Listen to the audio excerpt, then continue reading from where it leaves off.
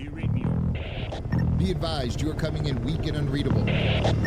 Say again, Com Tower. This is Pacho. Do you read me? Pacho, this is Com Tower. I read you Lima Charlie. Com Tower, Com Tower. Request permission to launch and commence the field op. Over. Stand by. Pacho, permission granted. I say again, permission granted. Roger that. Launching podcast in 3, 2.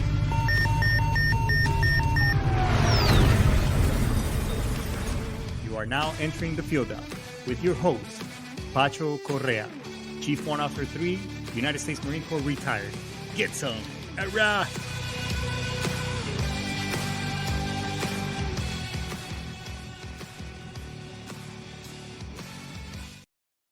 Get some. Oorah, what's going on, everybody? Another weekend is upon us. Friday night's Eve, Baby Friday. Goddamn, it's almost a weekend. For a lot of us, I guess. For what I do, I mean, it's day on, stay on until we make it happen.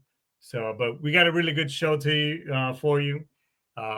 It's a subject that's near and dear to my heart. But let's get all the pleasantries out of the way before we get all started. This show is brought to you by, the folks right here in the financial services. When was the last time that you took a hard look at what is it that you need to retire? Maybe you want to send your kids to college. Maybe you want to protect your family. Maybe you're getting out of the military. You don't know what avenues of approach and how is that you're going to, put your TSP or roll that money into a light vehicle, so that way you can keep capitalizing or maybe keep putting money into it. Well, that's where I come in. I am securities licensed, and I have helped not only many veterans and transitioning service members, but I also work with civilians in the private sector making those things happen. So let's have a quick conversation. Let me show you how I work and how I show and how I help people with their finances in many different ways.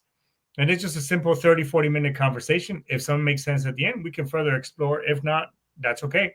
The information that I provide during these meetings, you can actually implement it right away and apply it in other concepts in your life as well. So you can hit me up. It's all in the show description right there. You can go to my website, or you can shoot me a DM on social media, and let's have a quick conversation. All right. The other thing that I wanted to talk to you about is, hey, I'm a huge advocate for veterans and your claims and so on and so forth. So when was the last time that you applied for one of your benefits? Maybe you need a better, evaluation. Maybe you want to improve it from 10% to 30, 40, 50%. Well, not only can I help you with that, but I also can point you in the right direction, so you can get, the amount that whatever that may be that you deserve, that you need, and So let me show you how I do it. I show you how to fish, so that way you can start doing it on your own. And that just makes you, because, it's your VA claim, it's your VA compensation, it's your VA account. So you want to get to know about it and learn more about it, because nobody else is going to help you do it. You may pay somebody a couple of $1,000s to get somewhat desired results, but that still doesn't teach you anything about the experience. So let me help you. Let's put some stuff together, and then I can show you how you can grow those benefits into some more tangible as it pertains to your finances. And, you could go from there after. All right. Last but not least, hey, look, I supported, I still support, but I defended and I served in this great nation of ours. And again, in my opinion, because all our branches are amazing. I served in the Marines, very proud of it, 21 years of service. So it's all about protecting the Constitution in every climate place. So if you like what you hear, like, subscribe, and follow. Stick around and let somebody know, because I don't get paid anything for this. So I know on Facebook I got about 7,500 followers. Please go to my other platforms on YouTube as well as TikTok, and just like, subscribe, and follow. Drop a like there. It just helps the analytics, so that way, it just kind of helps me keep the show going. Okay. And last but not least, hey, if you want to be a podcaster and at some point in time, or you want to write a book or whatever, Brian Colburn is a man to hit up. He's an amazing individual, an amazing coach and mentor. He's helped me a lot in many different ways. So go to sitchradio.com and check it out. All right. So I think that's pretty much all the pleasantries. Let me get my notes all ready. Now, this is a subject that it is near and dear to my heart. And it should be to you as well if you're a service member. Just basically there's a lot of fakers out there. Before we get started, I want to give a shout out to my sister who's probably listening and watching this show in California, and to the person that's right there, with her watching the show. Uh, hey, it's only 30 minutes. Sometimes it goes a little bit over. Let her watch the whole damn thing, okay? I mean, let her enjoy it, all right? So big shout out to you, sis. I love you. I'm here, so I'm advocating for you. Hopefully that person next to you would just kind of chuckle and let you watch if I go maybe 5 more minutes extra, all right? Anyways, so let me give you a little bit of a little background on what is the Stolen Valor Act, or basically it relates to unauthorized wearing, claiming, and fabrication of military service rank, awards, or experiences, usually for personal gain. There's a lot of people out there like that. Some of you may be too young to recall, but there was a guy on NBC Night News. I forgot the guy's name. He claimed that during the whole global war on terrorism, he was a news anchor. That he was in the helicopter. The helicopter went down, and they returned fire. Blah blah. Basically fabricating, and then he was actually caught. And so much so that it cost him his job. I think he's back doing the same thing, news anchoring, whatever. But obviously, his reputation is tainted. So, the Stolen Valor Act, there was an update to it on 2013, which in 2005 it was actually made into a law. It makes a federal crime to lie about receiving certain military decorations, like the Medal of Honor, Purple Heart, etc., for tangible benefits. There's people out there trying to get discounts and whatever the case may be, or getting a job, loan, federal benefits, whatever the case. There are a lot of people out there like that. Okay, why does it cut so deep? I mean, well, shit. I gave, just like a lot of you, whether you deployed or not, because I know sometimes when I'm on social media here and there. I mean, sometimes we kind of tend to draw this line on the sand, so to speak. Who deployed, who didn't, who has a combat action ribbon, who didn't. Which, by the way, although I have one, a lot of us wish we didn't. I mean, that meant that we had to go somewhere and see things, do things, experience things that a lot of us shouldn't. Now, some of us did experience things. It wasn't that bad. However, I mean, I missed out on a lot of things. So the point being is that, it doesn't make you a soldier, Marine, sailor, airman, whatever the case may be, by whatever it is that you wear, or that if you deployed or not. I mean, you represent and you honor your service. That's it. I mean, that's all we can ask for. But I think but all of us, I think we can agree that, we earn every friggin' stripe or bars, blisters, sleepless nights, getting shot at, driving around in 130-degree weather, and just being miserable. Whether it was in an austere environment, whether at 29 Palms, Yuma, doesn't fucking matter. Military service, in my opinion, is sacred. I mean, can we agree on that? Can I get a hua for my fellow, or an Oorah from my fellow Army soldiers and Marines? So why? Because it disrespects, especially for those who paid that ultimate price. I mean, there's a lot of brothers and sisters that I lost, not only in combat, but also because of suicide. So I think it's like pretty much a slap and spitting at their faces. And and then for you to, just because you were too much of a pussy to go out there and raise your right hand and pick an armed service and join. I mean, geez, and there's a lot of veterans out there struggling with PTSD,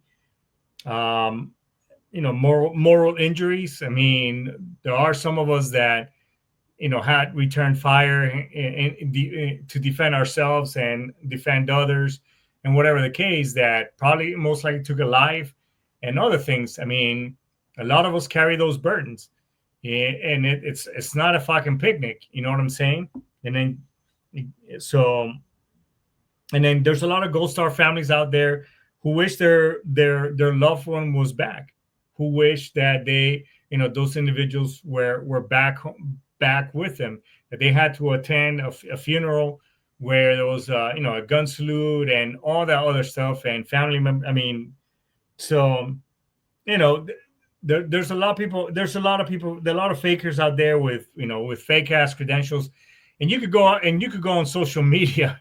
There's on TikTok, there's a former Navy SEAL, well, a Navy SEAL, no longer active duty.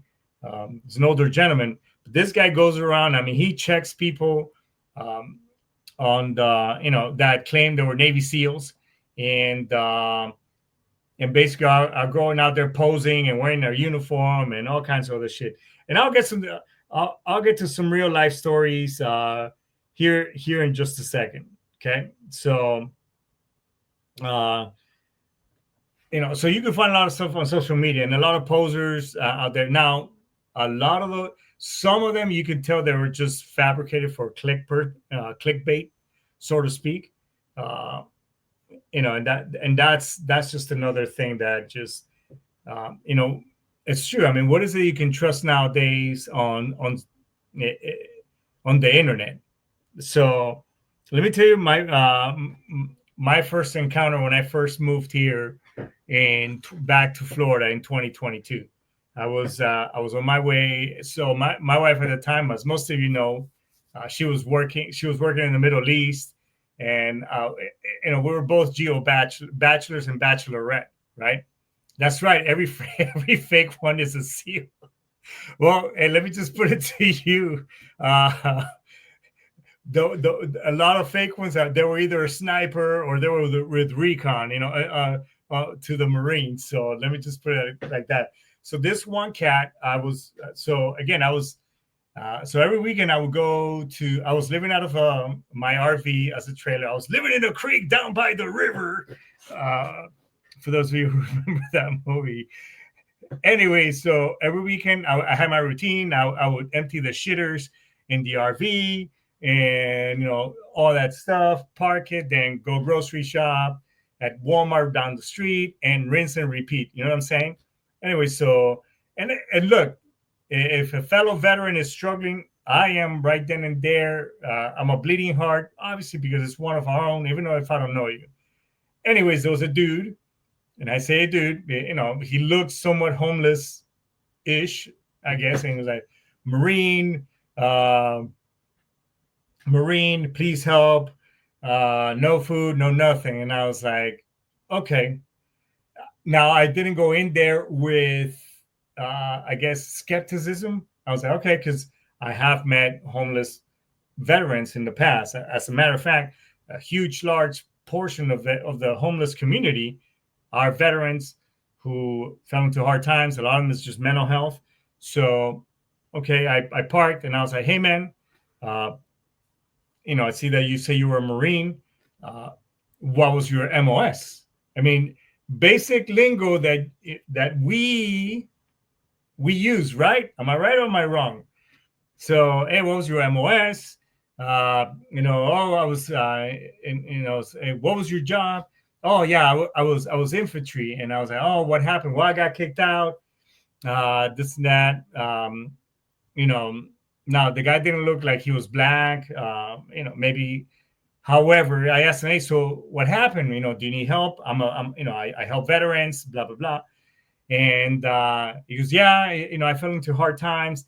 I got sent to the stockade. I was like, okay, boom, strike one. I'm like, stockade. We don't use that. We in the Marine Corps, if you go to jail, you went to the brig, right? So I know, yeah, and MOS it's basic, right? So hey, well, I went to the stockade. I'm like, okay. I'm like, all right, I'll just ask more. I'll just ask more questions. I'm like, really? Okay. So what happened? He goes, well, I shot my captain in the ass because he called me the N-word. I was like, okay, dude. First of all, and the guy looked. How old did he look? Well, maybe because he was, a lot of from the sun. I don't think he looked older than me. So I would say, let's say he and I are around the same age. I'm getting ready to turn 52 here next month, and so let's say we're about around the same age. I'm like in my head, I'm like, my dude, if you shot somebody in the ass when you were in, I'm here to tell you right now that you'll be at Leavenworth. That's where they send. I mean, for shit like that, you get sent to Leavenworth, and that is one place that you don't want to be. Okay. Uh, and as a matter of fact, a lot of you heard my show when Scotty Bowman was in my show. He was a correction officer. He ran the brig at not only at Camp Pendleton, but he also ran the brig at Camp Lejeune. So, anyways, so long story short, this dude, I'm like, all right, dude. Say, hey, look, I'm getting ready to go right here to this Walmart. I see that you say you're hungry. Are you hungry? Can I get you anything? He goes, yeah. Can you give me a rotisserie chicken? Now, this is where his story didn't really upset me. I was like, okay, whatever. You're just trying to get a couple of bucks. Maybe you're gonna drink that month. I don't give a shit. But here's what really chapped my ass about the whole story. I asked him, like, hey man, are you hungry? I'm getting ready to go in here. Can I get you anything? He goes, yes. Can you give me a chicken in a bag, rotisserie chicken? I'm like, okay. I'm like, sure. Would you like a drink? He goes, yeah.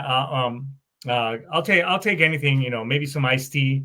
So I bought him a liter bottle of Lipton iced tea, right? So, as most of you here may know, and those of you who personally know me, I'm a vegetarian, right?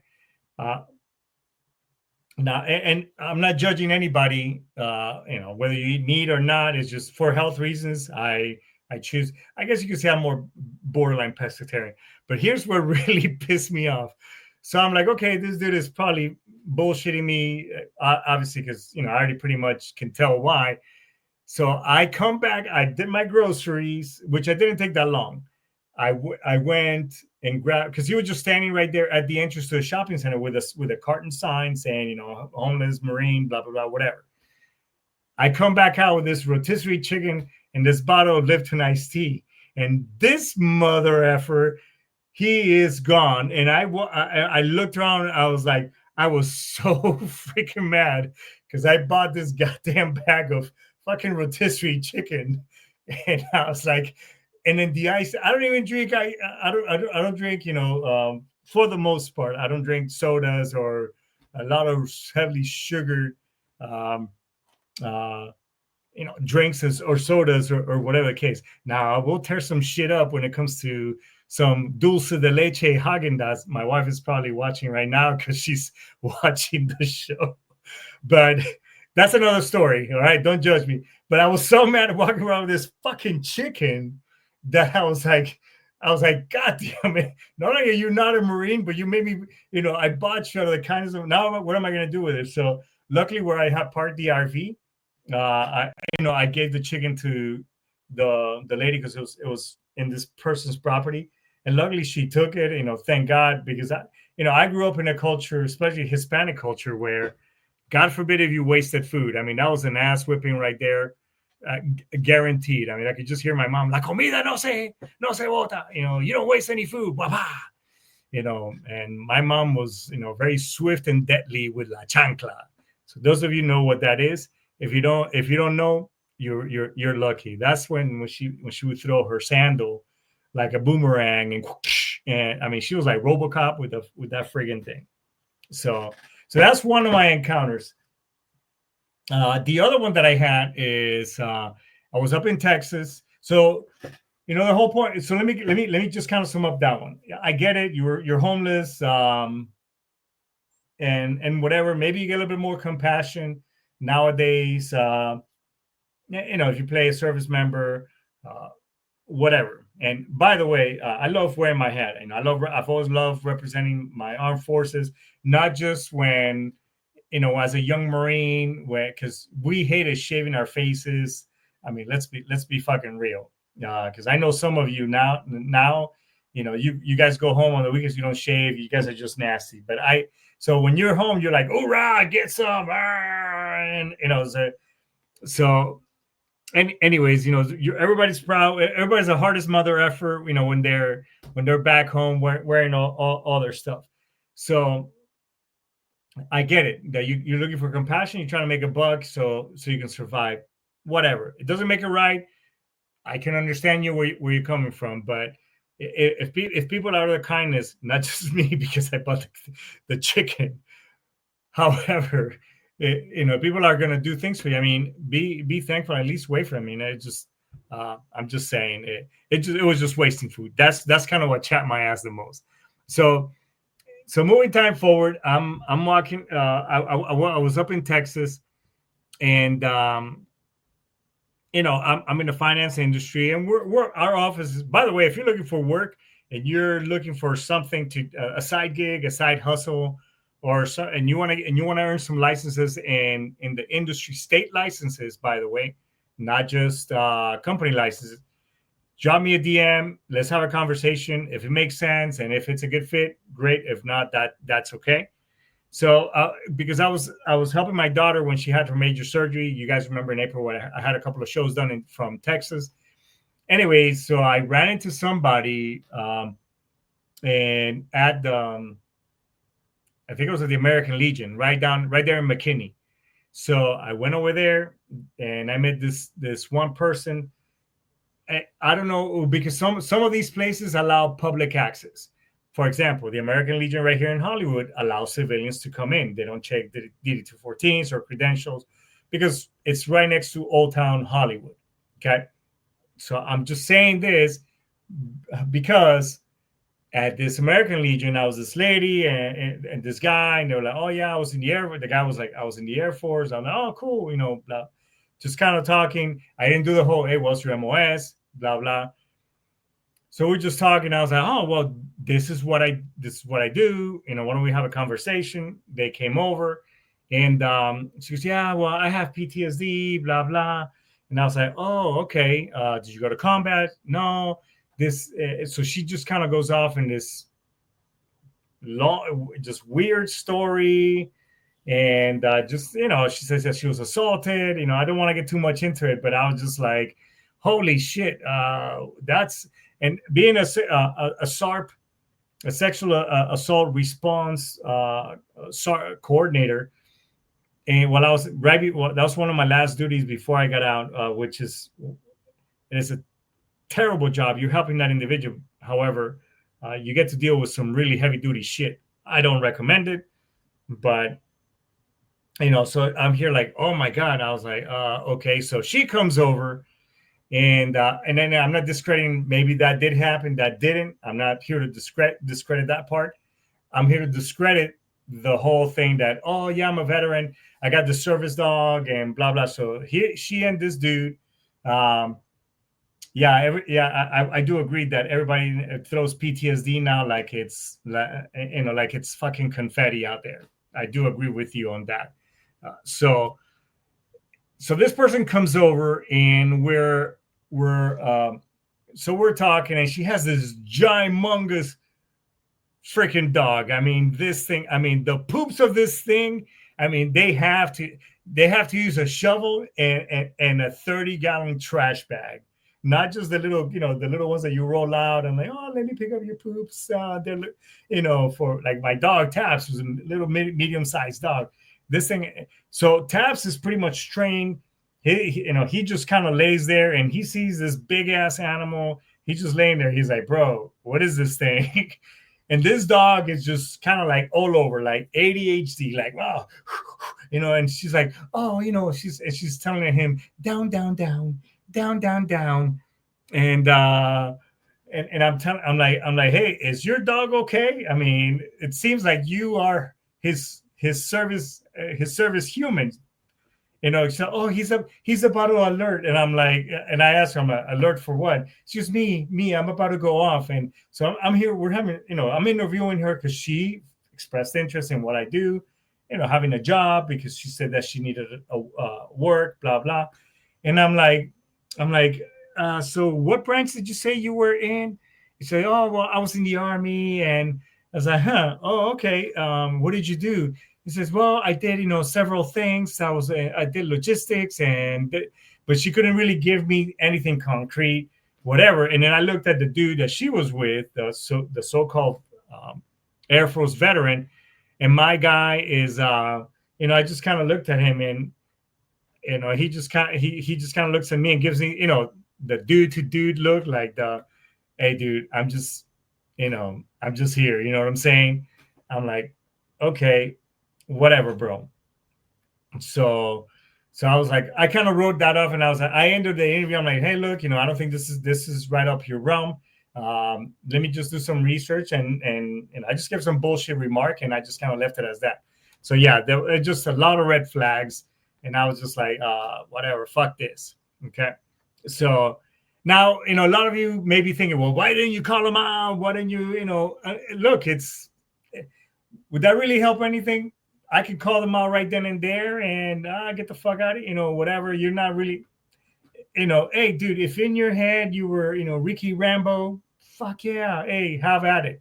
Just don't let me now, excuse me, if I catch you and you're trying to get some shit and for free or whatever, then now we're going to, but it was like whatever. So, and then not too recent. So every morning when I get up, despite my injuries and whatever the case, I mean, I got to get some, I still have to get some type of exercise because I just don't want to be, food blister, especially as you get older. But here's a health service announcement, folks, for my fellow veterans and retirees. Yes, I get it that we're all injured, and you deal with all your stuff, but get some exercise. Don't become a food blister, because the older we get, now that just leads to any other ailments like diabetes. Remember that Wilford Brimley diabetes back in the 80s and 90s, shit like that. I mean, that's a real killer right there. So get some PT, do some walking, whatever. So in the mornings I walk with taps. That's kind of like part of our routine, or one is routine. And so we'll go walk, and now at first it's kind of painful because I'm like an old diesel 5-ton, because that's when I came in. We were working on. I'm like an old M813, stick shift, freaking diesel. I got once the glow plugs and everything else gets warmed up, I am okay-ish. So there's a garage shop down the street right here on Sheridan in Hollywood. So when I'm passing by, and one common thing around here is that a lot of people driving these freaking golf carts and fucking scooters. Man, I could write a whole show about this. How it chaps my ass out. How some of these people think they own the road on these things, and it's like, and they're on the sidewalk. Anyways, focus. So I see this golf cart, huge Marine Corps flag. I'm like, Oorah, get some. Dude is wearing, a devil dog hat. So I'm walking, because I wear my boonie hat, my Digi boonie hat from my last deployment. So we kind of lock eyes, and we gave the nod, the yo, Oorah, right? So I go like this. He responds. I was like, fuck it, I'll go talk to you. I hit, I beeline over there. I'm like, by the right flank, burp, march, burp, burp, burp. Right. So I get over there. I'm like, hey, man, what's going on? Oorah, get some. What's up, Devil Dog? Hey, how are you? He shakes my hand, firm hand grip. So, hey, sir, how you doing? I was like, okay. I'm like, hey, man, so where did you go to boot camp? And he goes, well, I didn't go to boot camp. I was like, oh, fuck. I'm like, already like, boom, boom. I'm like popping red smoke. I'm already popping red smoke. I'm like, what? In my head, that's in my head. Of course, I'm like, really? Huh? Where did you go? He goes, well, I was part of a special unit in Camp Pendleton. I'm like, what? I'm like, really?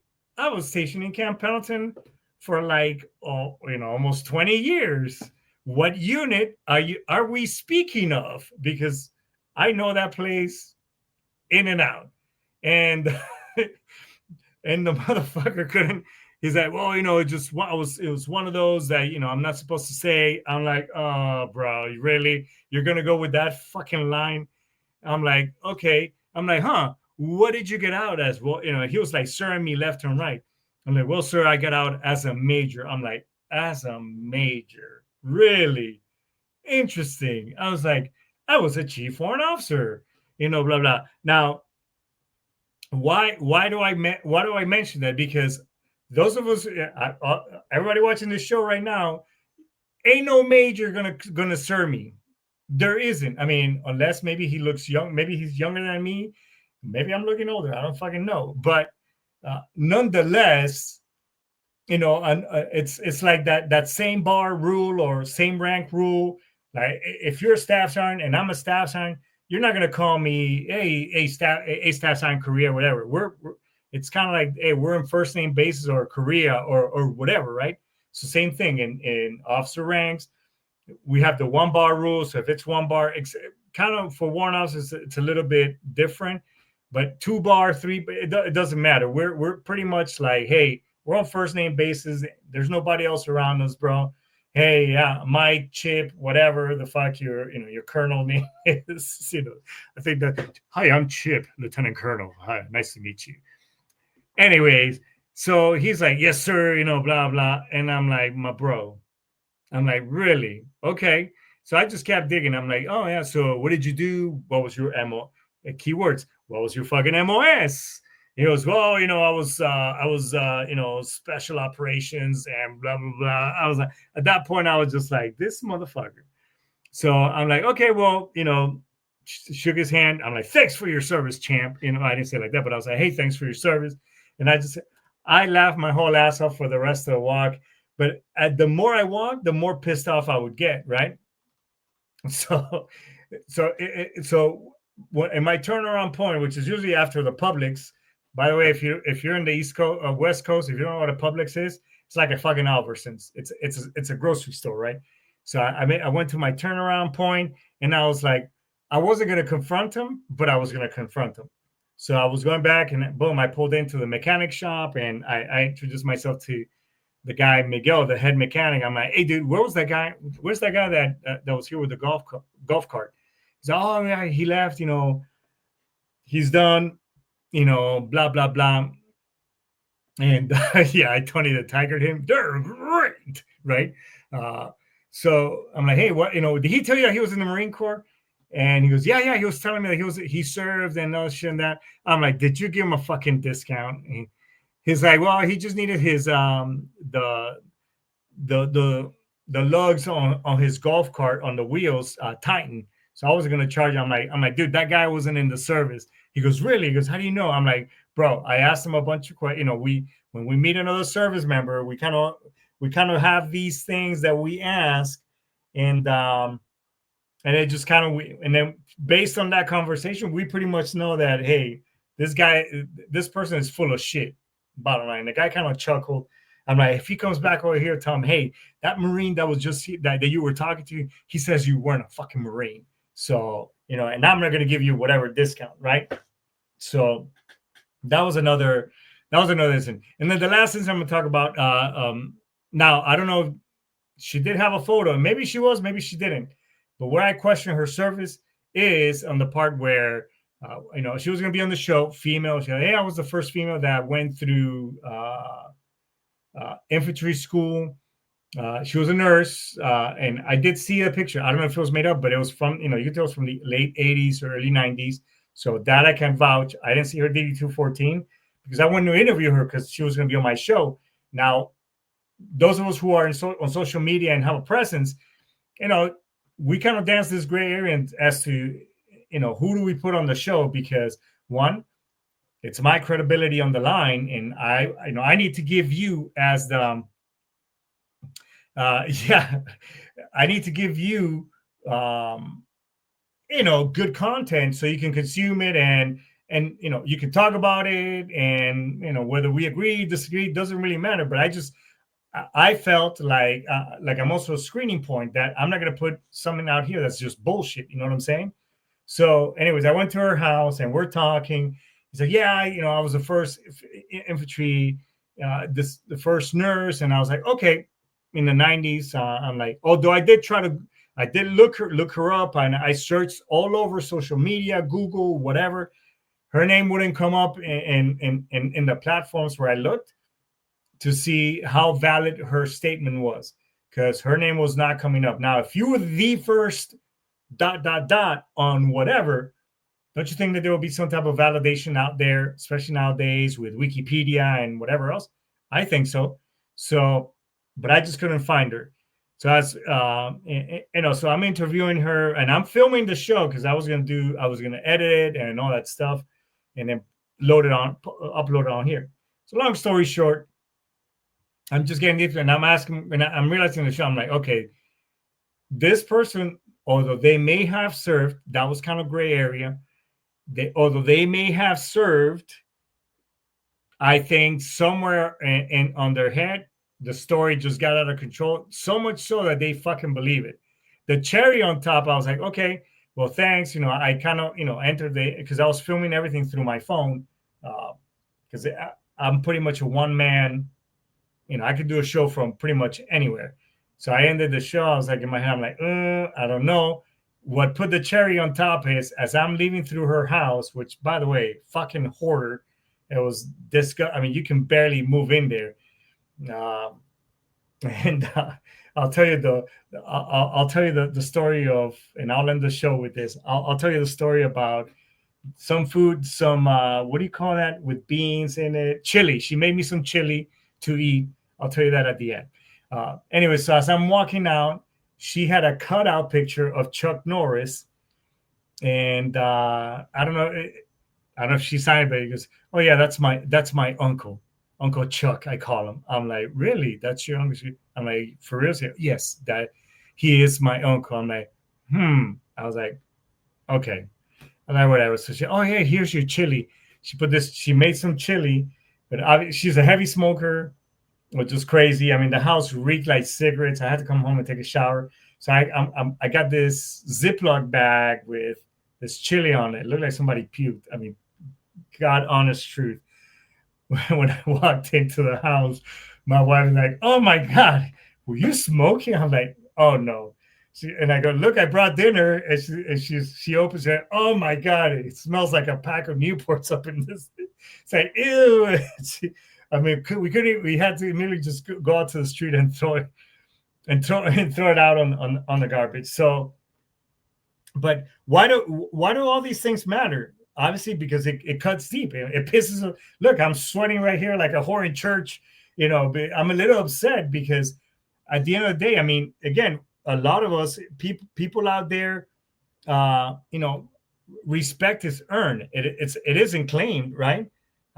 We took an oath, and we live by a code, right? Honor, courage, commitment. Those of you who still carry, I could grab my wallet right now, and I got my honor, courage, commitment card. I still carry that bitch around after having served 11 years ago was the last time. I mean, just because I'm not active duty doesn't mean that my oath to this great nation of ours, expired, right? So, so that's, because it shapes every part of our life, whether you went through boot camp, Army, Navy, Marine Corps, Coast Guard, doesn't matter. Space Force, it doesn't matter, right? We even after, because again, our oath never expires, and when someone fakes that legacy, dude, it's like a slap on the face. They mock our community. It cheapens our blood, sweat, and sacrifice of those who served, and future, past and present, right?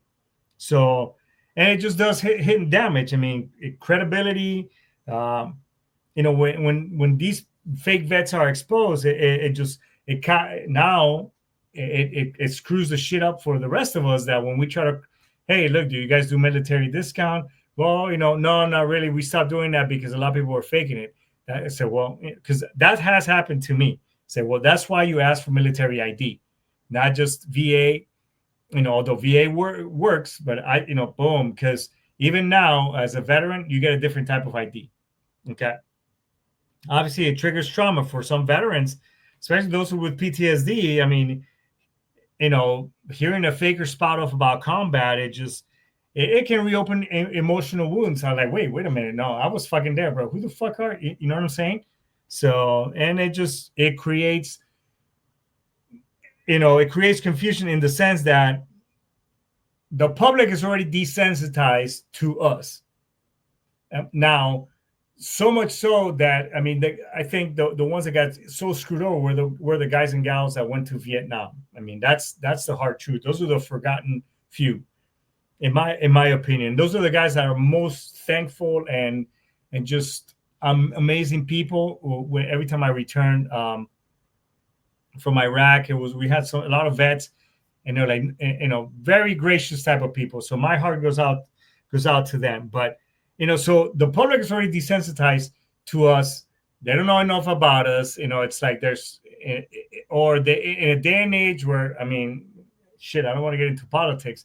It's just that people sympathize with, how some of these Muslim countries, again, I'm just saying as a whole, how some of these countries just do some horrible things to human beings that, a lot of people just like, and then they say, oh, the military, we're brainwashing, whatever. So things like this make it even worse.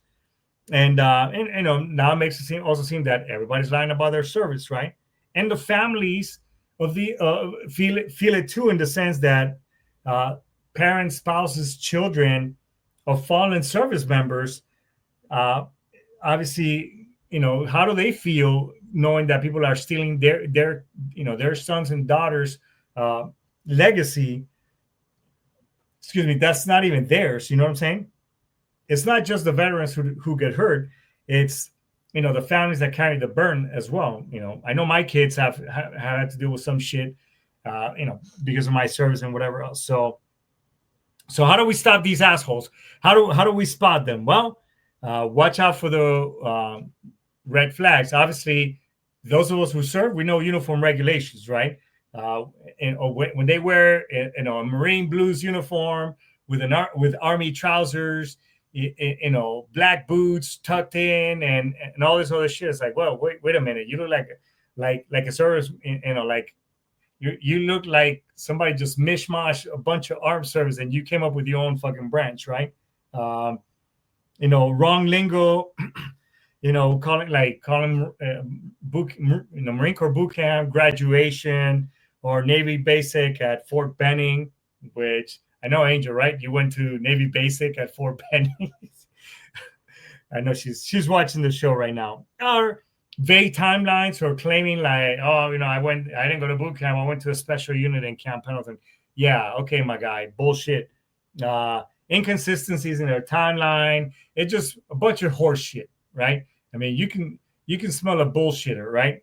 Or when, and they try to be all Oorah and moto, and then they're just talking the wrong shit. So, and obviously us vets can sniff out some, the lines, because it's what we did, right?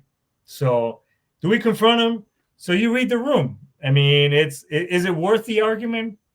Not really, because I mean that motherfucker is gonna go do his thing later on. So it's, are they influencing others? Are they profiting? Maybe. So, just I ask a lot of questions. Again, I'm in the business of asking questions. So because the more I ask, the more they get tangled, and I just like to see him sweat and tap dance around the whole thing, right? So it's up to you. Ask things like what was your MOS, military occupational skill designator. That's what MOS stands for. Basically, what was your fucking job? What unit were you assigned to? Hey, who are you with? What base? This, that. Oh, really? And you just keep asking questions. Most of them will say this. If they were a Marine, I was recon. Yeah, I was a scout sniper. Again, those are shit that you see on TV. I went to the stockade. Nobody says that. Okay, nobody. So I don't know. Angel, you were in the Army. So what do you guys say when somebody goes to jail in the Army? We call it the brig. I don't know. So even the Navy goes through the brig too, because we are part of the Navy and we use a lot of the lingo. We're Department of the Navy, the men's department. I'm just kidding. Anyways, So, just things like that. But yeah, you can report it to the FBI, stolen valor groups, your local VA service organizations. So some people just don't know the harm that they're doing, and they're just trying to use the profit. So you can use it as a teaching moment. But if they double down on their lie, then obviously expose that ass. You know what I'm saying? So that's just kind of it. But so if you run into stolen valor, I mean, you have a choice. Do you punk them, or do you just kind of laugh it up and go from there? I don't know. I'll let you be the uh, you know I'll let you be the choice. And to Mr. David Perez, you asked right there, do you think the U.S. is going to take military action against Venezuela?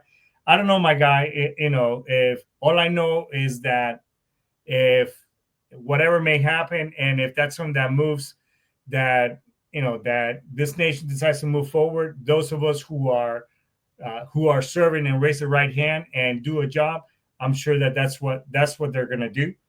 So, that's a question for the politicians. Uh, so, but I hope that and that an amazing nation. I'm right there, your neighbor. I was born and raised in Colombia, so I hope that that nation gets to see freedom once again, and hopefully, you guys are able to move on from that terrible regime that you guys are under. So, but I think this is a great place for index, everybody. Thanks so much. Throw your shot. If you got, hey, look, if you got any stories about stolen valor or whatever the case may be, throw them right there on the chat, man. I want to hear more about it. All right. So with that being said, everybody, thanks so much for watching this show. Ice the mas, dice the key. See you next week. Yat, Oorah, get some.